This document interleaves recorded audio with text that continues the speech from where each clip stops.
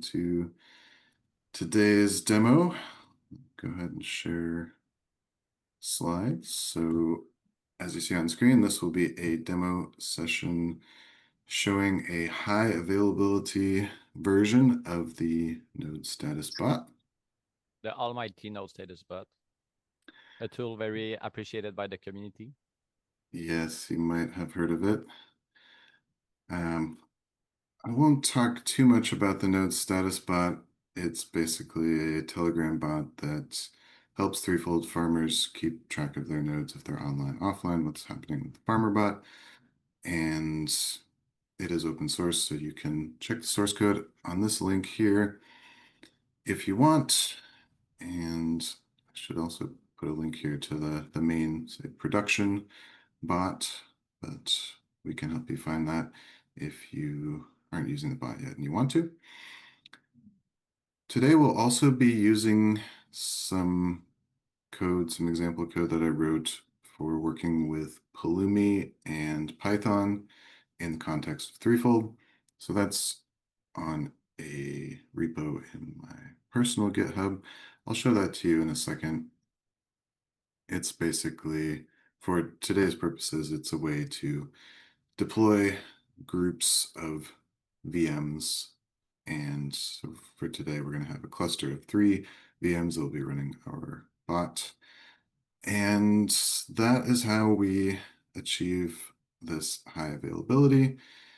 And I'll have a couple slides coming up here about how that works, the distributed systems aspect, and some other stuff that we'll see there. And then I'll do the demo. I will walk through the full, almost the full process, not quite from zero, but we'll start with the Pulumi and Python stuff already installed, and then I'll show you how the deployment flow works. All right, so how to make a cluster? Well, step one, go to your favorite AI image generator and make a nice image. And then, as I mentioned, we'll check out these threefold-pulumi-python scripts in my repo. There's some code in there that deploys clusters of VMs and generates the Ansible inventories. So this is nice. We'll just run a single command. We'll get our VMs, we'll get our Ansible inventories, and then we'll be able to start running playbooks against those machines as a group. And this repo also includes a couple of playbooks, one for the monitoring with Prometheus. I won't show that today, but basically it sets up basic Prometheus monitoring so we can check the system stats and things for these VMs. Very nice. And then, yeah, that's cool. It's nice to have if you are running a cluster more long-term. For today's demo, we don't really need it. Maybe I'll demo more about Prometheus another time. And there's also one in here for the Wireguard over IPv6, which I did a demo on previously. So you can find that on YouTube. And there's all the details there about how that works and what it does. So, And it was very fast, right? yeah, it's really nice. So I will show that today. It provides you with very low latency and consistent connections between the VMs, which is important for doing distributed systems stuff, which we'll talk about a little bit coming up.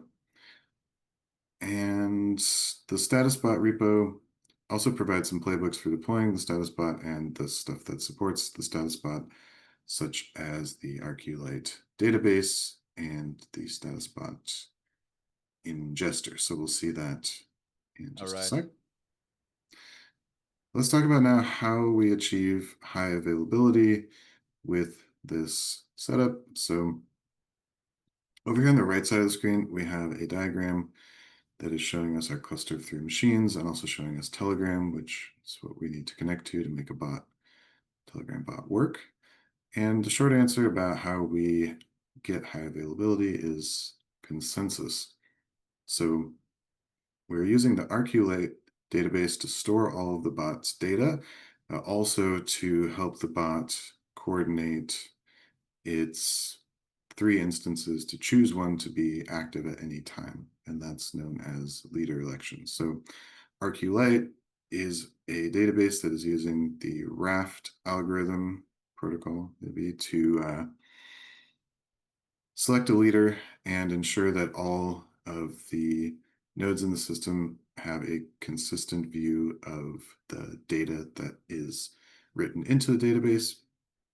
And nodes, if they happen to go offline, when they come back, they will synchronize and things like this. So Rqlite provides us with a nice sort of backbone to build a distributed application on top of, because it ensures that all the data that we put into the system will be replicated, and thus if we have a node failure, we will already have multiple copies of our data. Rqlite also has some automated backup features, which I won't be showing in this demo because I don't have that stuff finished yet, but we can imagine that there might be like another node on this graph, which would be our backup server, and then Rqlite could always be backing itself up. And then in the case that something like really bad happens, we could recover later from backup. So it's like the database, it's Rqlite, but on top of it, it also does high availability. Yeah, so Rqlite, and you can run it as a single node. You can run it as 3 nodes or 5 nodes, 7. Those are the odd numbers are what is preferred for these consensus selection, yeah. algorithms. Yeah, because it's always a majority. So yeah, Rqlite, you can run it as a single node, and it's built on top of SQLite. So as a single node, it is basically giving you like a network accessible SQLite database. With multiple nodes, you get high availability, and that's what Rqlite is really like. Its sort of purposes is to provide a high availability distributed database that is using the SQLite engine, which is like super robust. And I mean, SQLite is one of the There's most like some tweakings, but it's almost out of the box with Rqlite compared to other solutions. That's the reason you selected this, or? Yeah, I like Rqlite for a few reasons. One is that it provides mostly it's a very simple SQL distributed SQL database. So there's certainly other databases that provide some of the same sort of affordances. Something like etcd, which is used in Kubernetes, also has this distributed aspect. It's using Raft. etcd is just a key value database, whereas Rqlite gives us relational SQL semantics, which are nice for certain kinds of applications. We could probably build this bot on top of etcd, and it would probably work fine.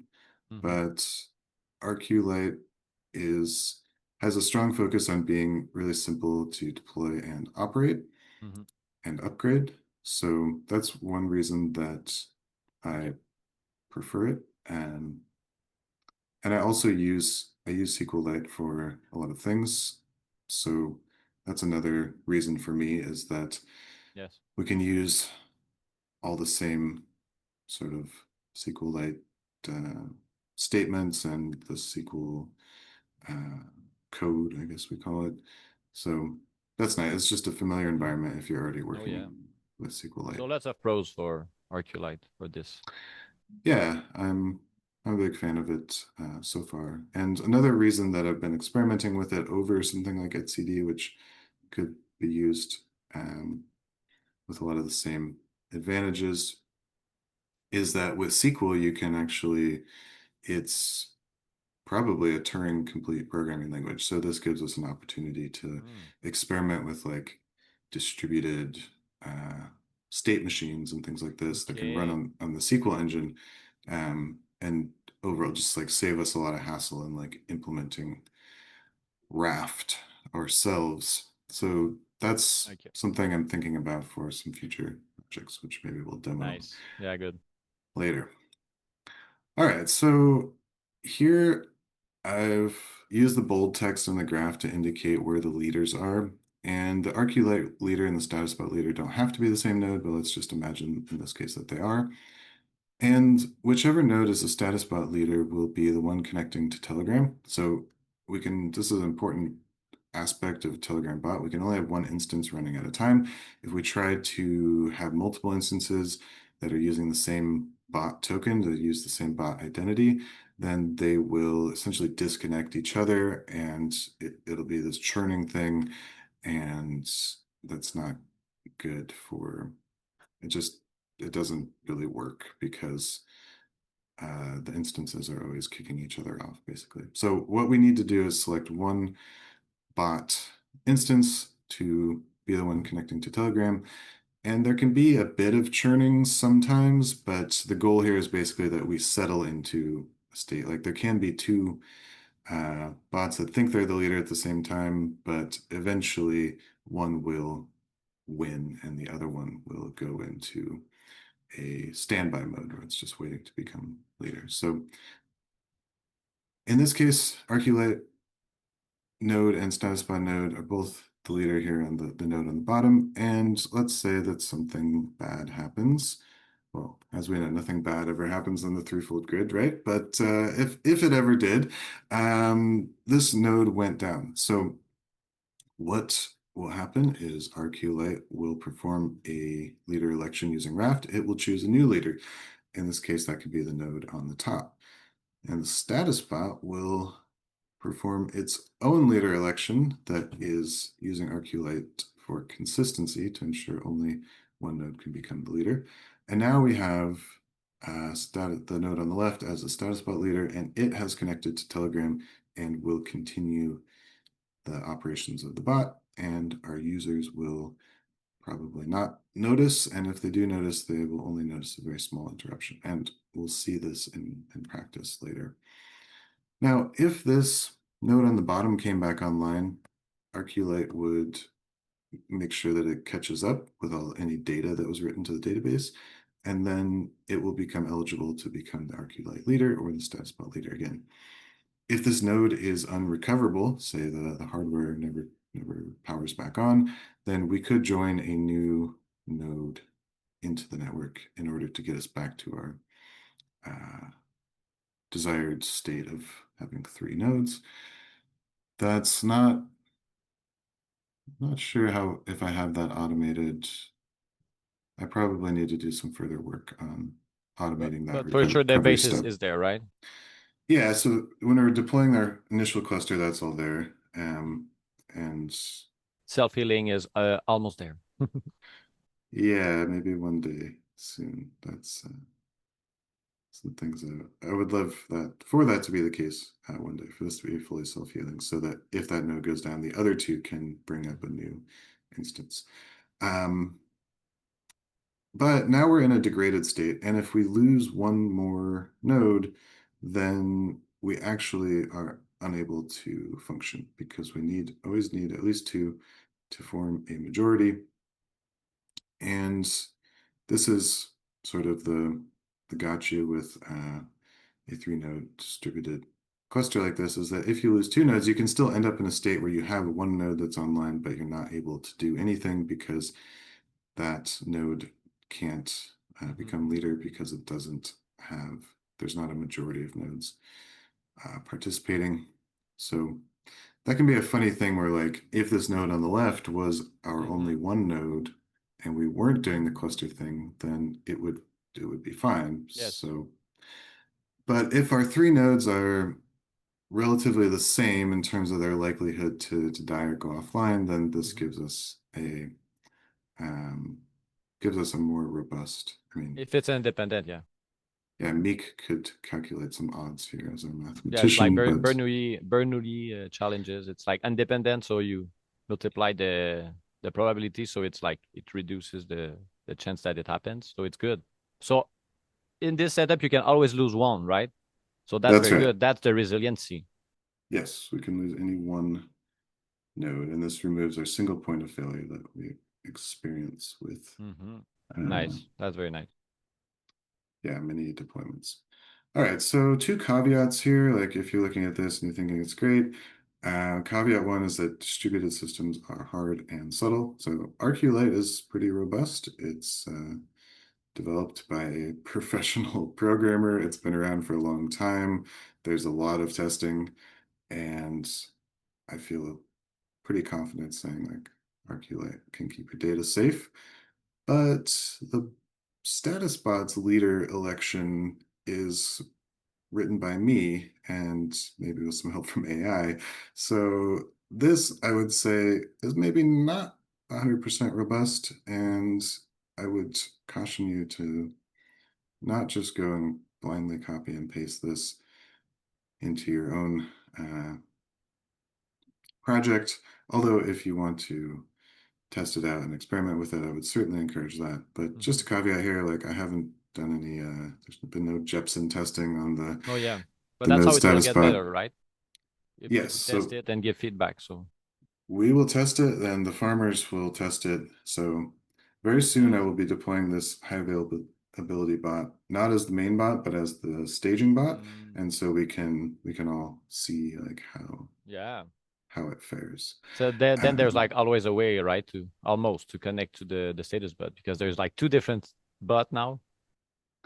yeah, so there will be a staging bot and a main bot, and one will be highly available and the other will Nice. be, yeah, and then eventually I will upgrade the main bot to also run this way. And then hopefully in that case, like the staging bot becomes mostly just for staging new code and not like something that people need to Yes. fall back on. And caveat too is that this consensus process is expensive and it's latency sensitive. So you can run these clusters over greater geographical distances, but it means that your read-write performance on your database is going to suffer, well, especially your write performance. In Rqlite, you can read from your local replica. It might not have all the latest changes, or you can do a read that ensures you have the latest changes, but then it has to go out to has to go to the leader essentially. So basically, just to say like what we're doing here is nice. It's highly available. It's reliable. The data is replicated. And for this application, it works great because the node status bot, it needs to track a very small amount of data about our users, basically like which nodes they're interested in, and that's kind of it. So for most users, this is like, less than 10 integers, and probably for all users, less than 100 or 200. So our user data is very small. And then we track some data about the nodes, basically like when was the last time they were online, and are they using the farmer bot, and do they have any violations? So like for some of these nodes, there's, a lot of violations, and that's like the biggest data that we have to store about anything. But just to say like this bot does not store a lot of data. I think it's in less than a megabyte in the main bot right now. So it's a good Rqlite, first use case, right, to explore. yeah. So an Rqlite can go up to maybe a few gigabytes in like a ideal scenario where you have good connectivity between the nodes. But this is not necessarily the approach for every application. So if you have an application that needs to store a lot of data or is like really uh, has has a lot of traffic to the database.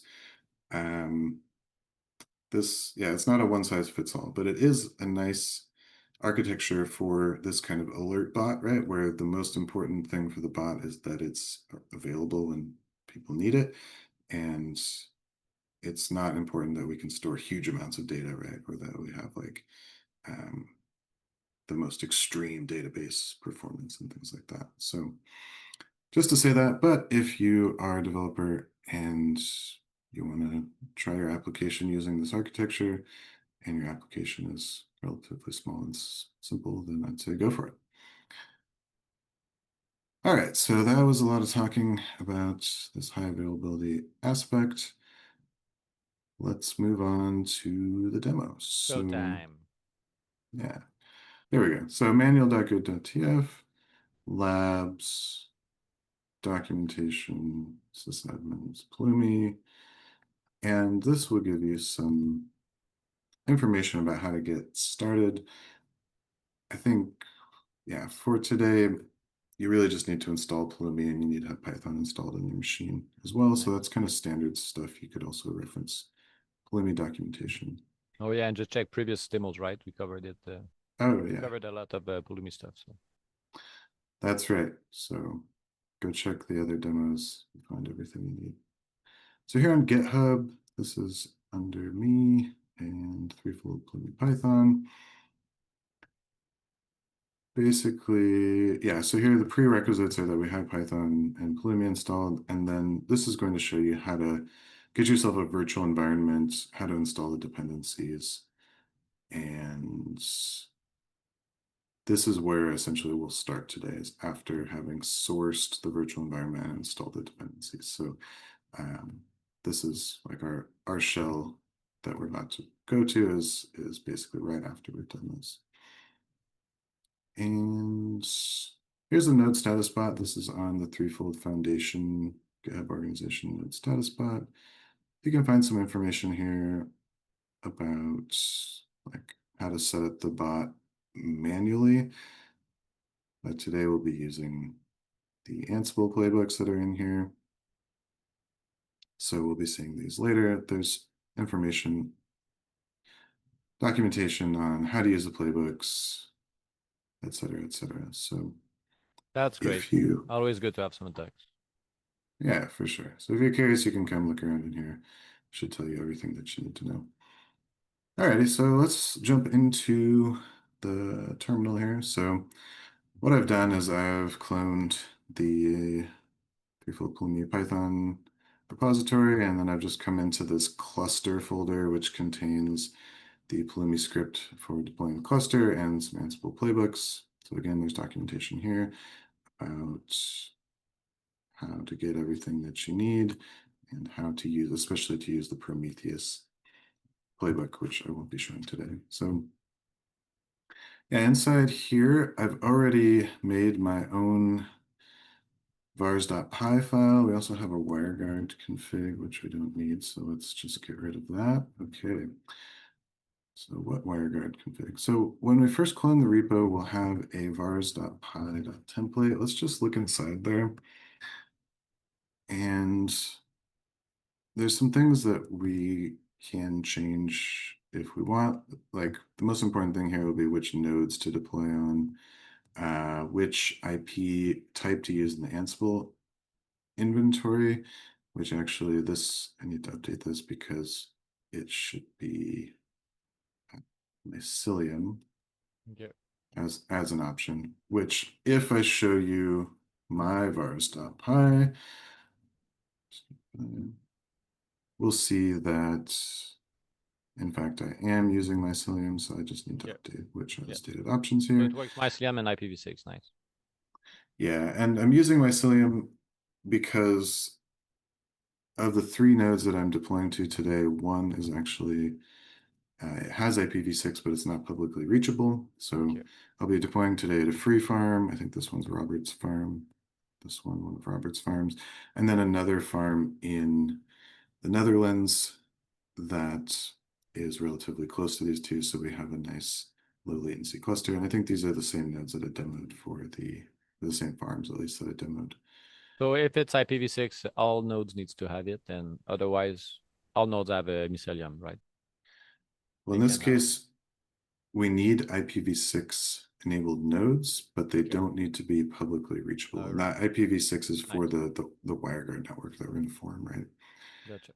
So yeah, in the other demo, I think I showed about how to find IPv6 nodes, so I won't go down that rabbit hole again. But we can also in here, we can configure some things about our WireGuard network, the IP range that's used, the port, etc. We'll need to give our SSH key path to the public key, which network we want to deploy to. In this case, mainnet could also be testnet or devnet, and then our mnemonic seed phrase. So this can either be written here in the file or it can be an environment variable. And for the sake of the demo today, I have set this up as an environment variable here in my shell already so that I can show you this file Nice. without revealing that. Okay, so once your vars.py file is complete, you can run Pulumi up. In this case, I'm going to specify a stack name, and I'm also going to do an auto approve. But this stuff is all optional. If you don't pass that in, you'll just have more questions from Pulumi. It will ask you which stack you want to use, Mm-hmm. and it will ask you to confirm. So So this you now can run we, in a script, right? Almost, because you don't have a interactive. yeah, so actually the other thing that you need to do, if you set this Okay. variable, environment variable, then you can, then it won't. See, now it's asking me for this. But if you set All this right. environment variable as well, your config passphrase, which I've just left blank for the purposes of this demo, Mm-hmm. yeah, then you can run this non-interactively and it Nice. will. And yeah, you could, this is a good point. You could actually do you could put everything that I'm about to do into a script. It would be pretty simple. It would have like 10 lines and, Mm-hmm. um, but I had to make it look like I'm doing Yeah. something today. So yeah, I did You're working just hard in yeah. the background, it's if you do it well, you just click. Okay. So I'm madly typing away right now, making all this stuff happen on the Yeah, screen. yeah. And wow, Nice. that was pretty fast. So Yeah. what we see now is we have a mycelium IP address and a public IP for each of the three VMs. Mm-hmm. And if I look in here, let's go into Ansible. So this puts an inventory.ini file in the Ansible folder, and this inventory Nice. contains basically the same information.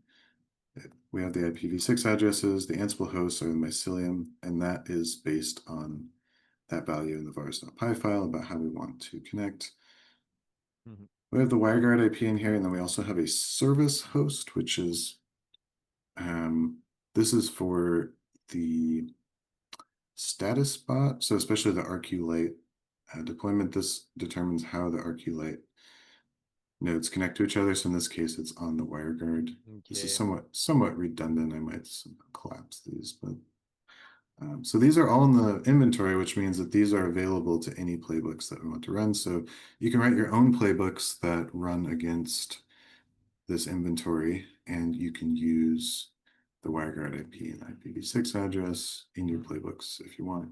And those are used in our playbooks like this WireGuard playbook, which without further ado, let's go ahead and kick that off. I should avoid talking except when the playbooks are actually running, because that's going to be most of the time that we spend here. So let's execute this WireGuard playbook, and this is going to set up the WireGuard network between our VMs. At Mm-hmm. this point, I'm going to go ahead and split my screen here, and I will connect to. So let's say what was the first step we did, and now this step you just did. Yeah, so the first step was to deploy the VMs Okay. with the Pulumi script, Pulumi up. After we do that, now we're going to connect the VMs using WireGuard, using this playbook. And again, this is the one that we did in that other demo. Mm-hmm. I'm going to go ahead and connect to one of the VMs just so we can kind of take a look at what's happening. So we can already Um, connect to the VM. yeah, the VMs are deployed. And if I run Oh, top top. here, That's we nice. can, this can be a kind of fun way just to like see what Mm-hmm. is happening. We already missed, so we installed some packages. We would see apt over here. Okay. Actually, there's not much going on. Normally, you'd see like Python popping up here, but yeah, not really much happening of interest. And this is almost done. So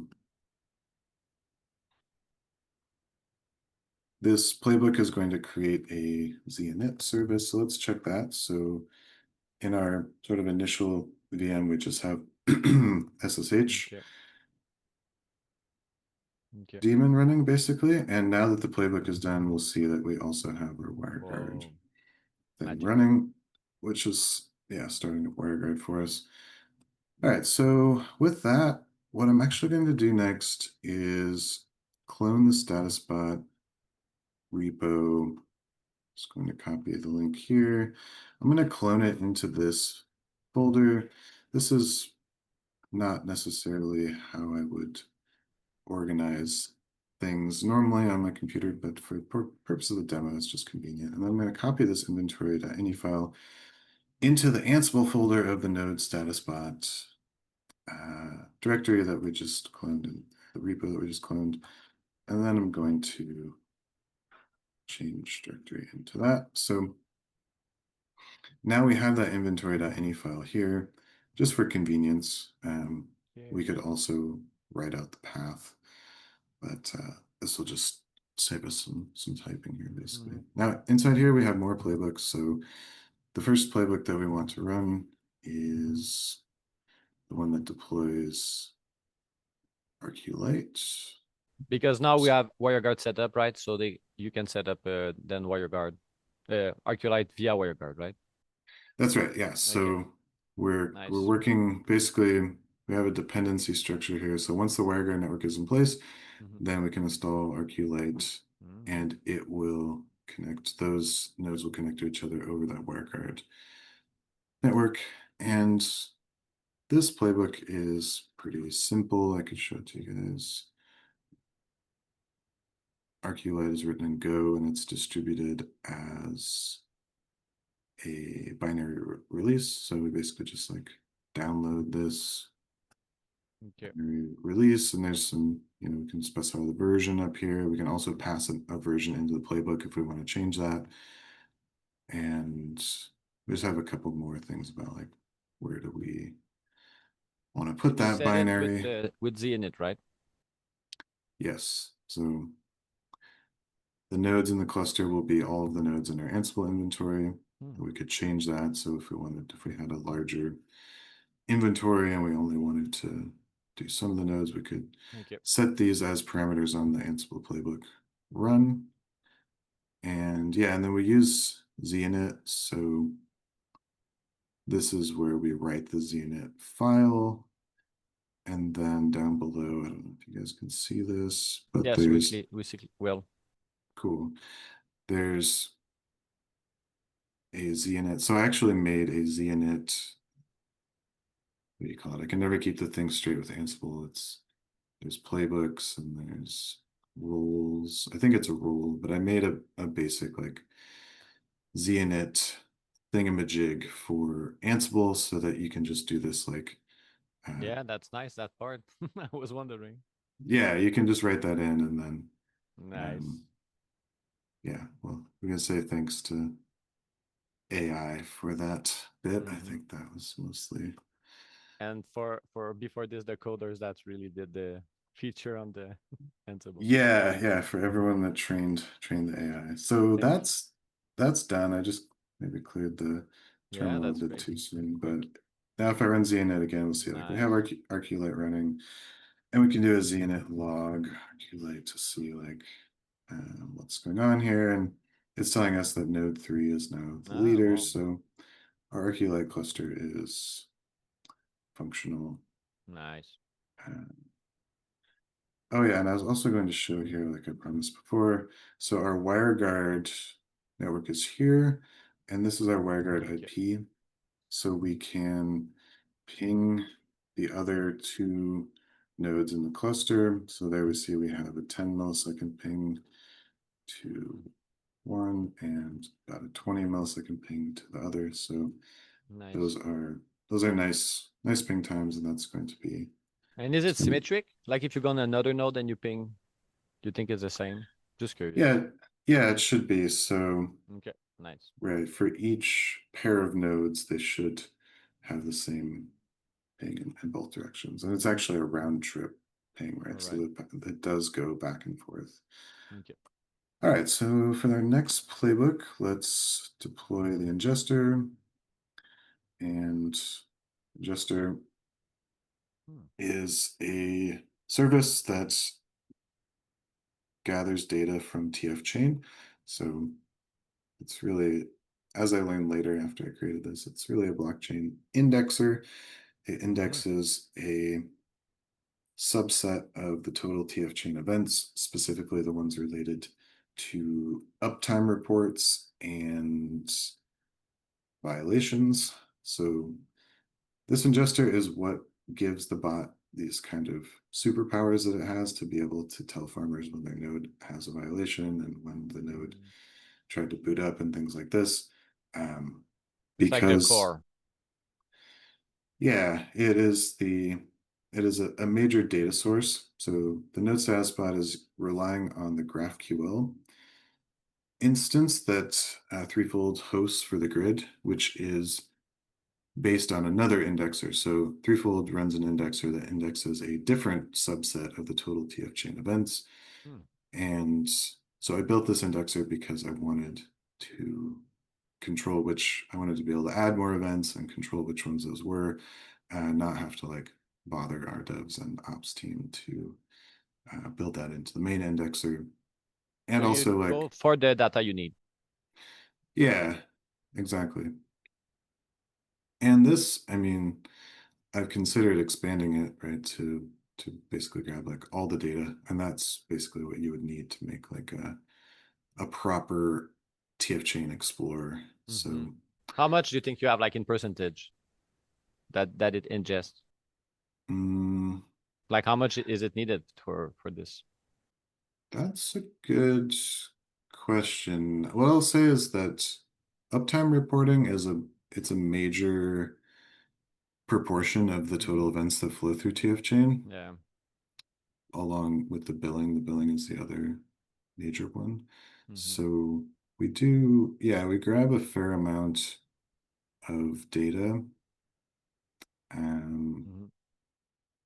and I think my database that now has maybe between like 1 to 2 years of events is getting in, it's maybe a few gigabytes now. So this, I mean, it definitely grows fast. Yeah. But is it like Uh, exponential or it's just stacking linearly? Because it's just fine, Well, right? It doesn't need to accumulate. it depends. So if there are more nodes and more events, Hmm. then it can grow in an increasing Yeah. fashion. But if the grid is the same size and there's the same number Yeah. of So yeah. events, um, then it grows, yeah, at a constant. Hmm. Then it grows in a linear fashion. And if the grid is growing, then the size of the database grows, yeah, in Yeah. an exponential fashion. So that, I mean, so far it hasn't become a huge concern, but it's definitely something we need to think about if the network were to scale up a lot, like how we handle this data. Hmm. So right now we're creating an ingester service on each of the nodes, and this goes into the opt folder. And actually, the ingester is, for now, it's a part of the node status bot. So one thing that's interesting is we'll actually have two copies of the node status bot repository inside these VMs, and two copies of all the dependencies, which is somewhat wasteful, but this is what allows us, if we wanted theoretically to run a different version of the ingester and a different version of the node status bot, we could actually do that because they are isolated thanks to these Hmm. Python virtual environments. All right, so the ingester is deployed, and then we could see that again, the init, um, Ingester. ingester, and then we'll see like nom nom, we are ingesting blocks. That's Yum yum. great. And the Happy last, meal. yes, we're hitting some. We have occasional errors with the ingester, but that's fine. Okay. It will recover. Trust me. Yeah. Um, all right, You so the just need to drink some last, water. yeah, exactly. We'll get some probiotics for this ingester. Now, Yeah. finally, we're going to deploy the bot itself, and here we're going to provide some parameters into the playbook. One is the bot token. This is required. And this bot token you get from Telegram. You go to the bot father, ha ha ha, and you make a new bot, you get your bot token. Very It's very friendly, easy. the bot father. Yeah. So you could normally just write that in there, but again, so that I'm not exposing the token, I have put it into an environment variable. And then here we have a git ref, which can be a branch name or a tag name or I think a commit hash. But this allows us to specify which version of the bot that we want to run. In this case, I'm just grabbing the head of the main branch. But in a production setting, it's important that you know like which version you're deploying. So this would be where you could specify a specific release that you want to deploy. All right, so And this do you need one, to wait before, like, once you do the ingester, can you just right away start the bot, or you need to wait? yeah, you can. So the bot will Okay. work with whatever data is available. And actually, you can start the bot up first if you want. The bot will, Okay. it will, yeah, it'll do whatever it can with the data that it has available, basically.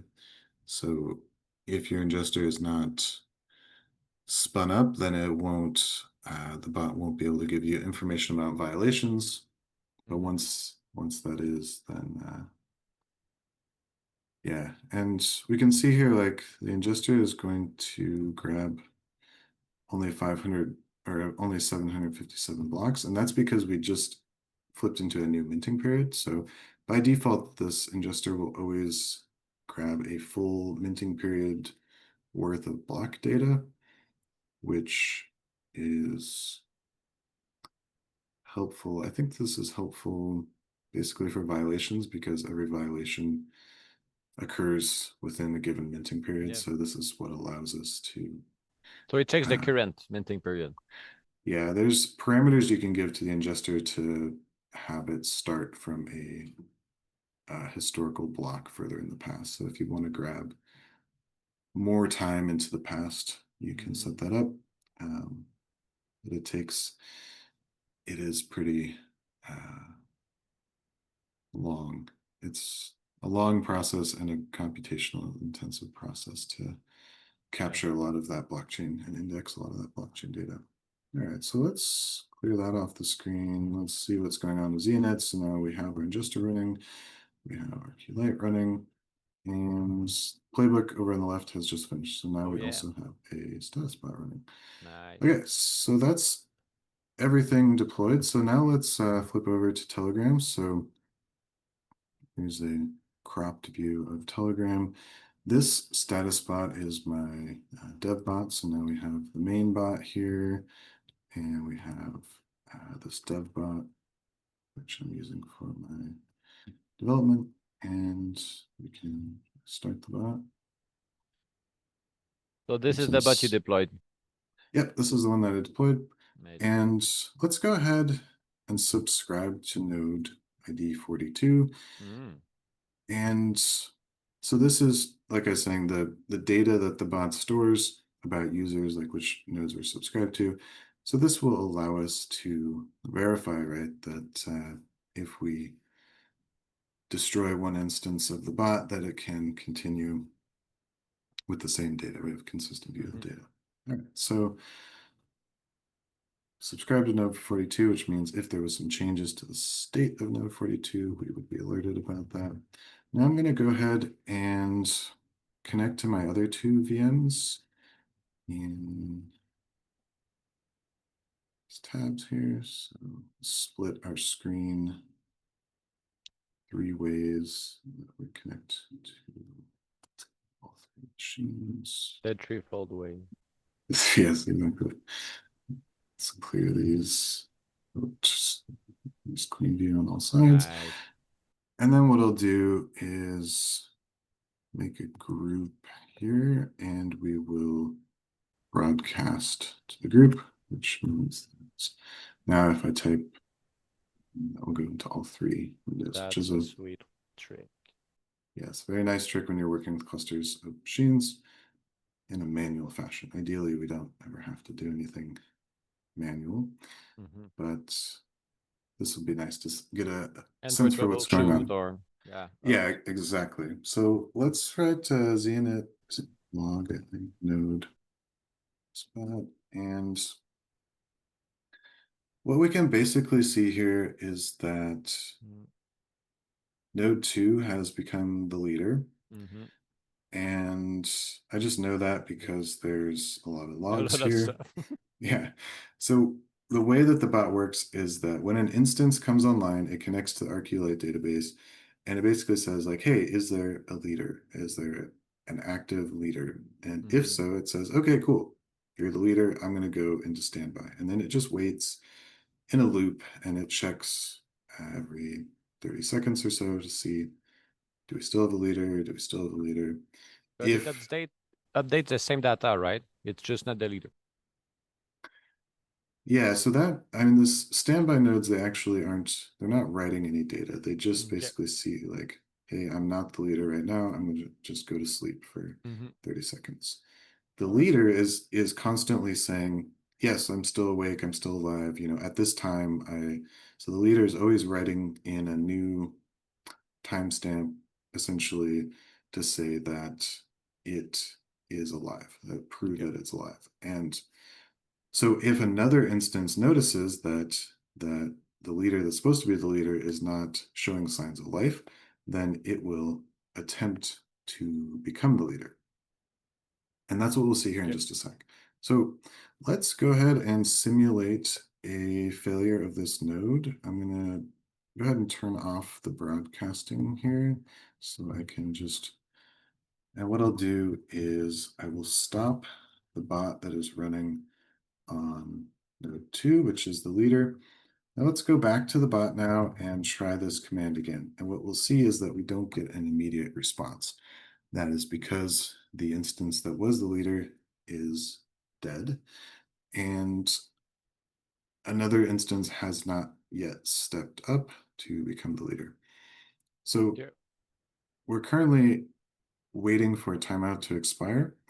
The default timeout I've set is 30 seconds, which is, I think, a nice balance between like, we Mm-hmm. don't want, if there are very temporary issues, network connectivity issues, we don't want the system to be churning unnecessarily. But we also don't want to have a long amount of downtime if we need to flip over. But hopefully these events where we need to fail over are pretty rare. And Mm-hmm. so this 30 seconds should be like, again, like probably no one notices. Oh Um, yeah. this value is configurable. If we wanted to make it shorter, we could. But But there's as like we a could, sweet spot, right? yeah, exactly. And this is something that's, studied a lot in these distributed systems. And Rqlite and basically every Raft, Mm-hmm. every system that runs on Raft has a leader election timeout that you can configure. And that can be, you can kind of figure that based on like the latency between your nodes and things like that. So there's trade-offs. Anyway, we can see now that node 3 has become the leader. It is now generating. Congratulations. Yes, Number exactly. three are now number one. And if we come back here, now we'll see that our Oh bot is wow. responding. So And it's just answered, right? When it you send the command, when it's then is there, it can send the answer. yeah, so when the new leader came online, it automatically answered. And Wow. this is in That's part cool. thanks to Telegram, right? Because Yes. Telegram is caching our Mm-hmm. message. And so that's, I mean, one thing to note here is like Telegram is doing a lot of the Mm-hmm. heavy lifting for us, Yeah. um, which is nice But this is a because, use case, right? That's a Telegram bot with the grid and it works well. So it's by design, yeah, it's so it's we well suited. we step by step. One day we can adios Telegram and adios Zoom and everything else, um, and just run entirely on threefold Yeah. technologies. Well, at this Uh, point, like all the possibilities are there, right? So everyone can take part how they want. yeah, yeah, or run on some kind of open source thing, right? Yeah. Like Yeah. that would be nice, where we have better assurances about what's happening with our data and that we have Mm-hmm. privacy and things like this. Um, But Telegram is cool and it's very fun to write Telegram bots again because Telegram does a lot of the heavy lifting. You don't have to Yes. create a user interface and you don't have to Mm-hmm. worry about delivering messages Good. to your users and things like this. So that's a demo. Our bot Wow, that's great. is, it elected a new leader. We have Mm-hmm. survived the, simulated failure of one farm. And as long as, the power and network doesn't fail in like large swaths of Holland and Belgium all at the same Mm-hmm. time, then this bot can continue in the face of, localized failures, even affecting up to, entire cities potentially. Mm-hmm. So, And let's say you have five butts, is it better? Because now, like, you have well, three, well, three nodes, or now we have three. But if we do five, can we afford to lose more than one? yeah, that's a great question. So, if we have a cluster of five, Mm-hmm. which is possible, then we would be able to tolerate the failure of two nodes. Mm-hmm. And that's how things generally work with this leader election is you always need a majority online, Yeah. right? So if we have five, then our majority is Mm-hmm. three, which means we can lose two. Yeah. If we have seven, then our Okay. majority is four, and then we can Mm-hmm. lose three. Mm-hmm. But again, it's a trade-off. Yeah. So as you scale up the number of nodes, Mm-hmm. that reduces your write performance for a Mm-hmm. database because any writes need to be basically, it has to go through that consensus process. Yes. So I think seven is the maximum recommended for Rqlite, if I remember Okay. correctly. At this point, it's good Um, redundancy. Even yeah, three, that so what you have now, it's really good. Then you can lose one node. Like, what are, if you look at different distribution, let's say, of uptime for nodes, maybe the correlation, what is the chances, right? That one goes down and another goes down at the same time. Maybe ups have the time to check if if you're maintaining a project, production will see, oh, okay, there's one is down. Okay, we need to bring it back up. yeah, exactly. That reminds me of another project. Um, Once I'm able to clone myself, then Yeah. well, that's what AI is for, right? Well, it's That's still we should just focus on this, right? I How to need to clone. I need to clone myself and use AI, and then I can get everything done. But I'm also working on a leaderboard for the nodes, which Mm. allows you to see which nodes are most reliable, which is, Oh, I mean, okay, nice. I will say it's like somewhat subjective because you have to choose what matters most to you, right? Like you But can if you have, present the parameter, right, it's nice. yeah, yeah. So the idea is like you basically have a slider that says like, do I prefer nodes that are older or do I prefer nodes that have like a greater uptime percentage? Mm-hmm. Oh yeah, Anyway, yeah, you're I right. tried to simplify this, right, because it can be Yes. kind of complicated. Yeah. But that's cool because then, yeah, if we want to find reliable nodes, Mm-hmm. if we want to find the most reliable nodes that have the IPv6 and are within a Yes. close geographic area, we have all the data uh, to do that. I mean, we have the approximate latitude and longitude of the nodes. Mm-hmm. Mm-hmm. We know whether or not they're receiving IPv6 connections. And All yeah, data is there, yeah. thanks to Peppermint, we have Mm-hmm. the uptime data also scraped and indexed. Um, yeah, it's kind So of funny a next how demo maybe. a lot of my projects kind of boil down to like grabbing data from somewhere and stuffing it into a SQLite Yeah. database, and then, and then like There's so much going on, right? If you have that data and then logic to interpolate or interpret the data. yeah, I think it's a nice like um it's just nice to see because you don't need a whole lot of fancy stuff to do things that are useful. Actually, you can do a Mm-hmm. lot with like just some Python code Yes. and SQLite database Yeah, and it's and all strong framework, right? yeah, and yeah, So yeah, this so what you presented today, like to recap, it's like high availability node status bus. So it's all on the grid, it's using Telegram and it's all open source. So technically, like we showed an instance of what is possible, but the general thing to take, I think, from this is that now there's a way to use the grid and have a high availability with bots running on Telegram. So there is a lot of use case, right? That could be there. Yeah, so now nobody can say like, oh, what if one node goes down? Because Mm-hmm. now you've been given the power Yeah. to Yeah. Yeah. and this, I mean, again, it's a trade-off. Like, Mm-hmm. of course it is if you go to AWS and they can provide you with a VM that is relatively highly available. Yes. Although in every cloud environment, like things do go wrong and instances do go down, and that's why Yeah. like And that's even why like maybe you're a production level with AWS, but you want have a backup. You try on the grid with this kind of deployment, and you have high availability in different source. yeah, for sure. And just to say too, like people do Mm-hmm. run high availability distributed multi-node databases even on top of infrastructures like AWS, which are relatively reliable, right? So Yes. like this is still the way that you get to Oh yeah. that next step. Mm-hmm. So, but as you're saying, which I think is really the takeaway, like this shows that we can start with generic off-the-shelf computer components. We can Mm-hmm. install Zero-S. Farmers all around the world can do this without Yeah. a high degree of technical skill. Mm-hmm. We can connect these into a global network and we can deploy applications that are fault tolerant. Fault tolerant. Yeah. That's good. And theoretically, at a next step, we can even have a self-healing situation, right? Where if a node goes offline and it never comes back, the farmer Mm-hmm. takes the node down. Well, a new farmer has brought up a node somewhere else, and we can, in theory, we can have an application that is sort of surfing along Yeah. this uh, So wave of yes. capacity, right? Mm-hmm. Where there So might it be always things check, coming and okay, we're going. missing someone.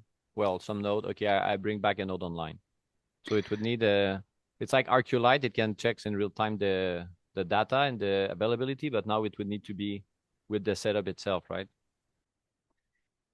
Yeah, so this is another project I would love to work on when I have infinite Yeah, time and exactly. space. Because you put it like on another node that just checks, but then you know that your single point of failure.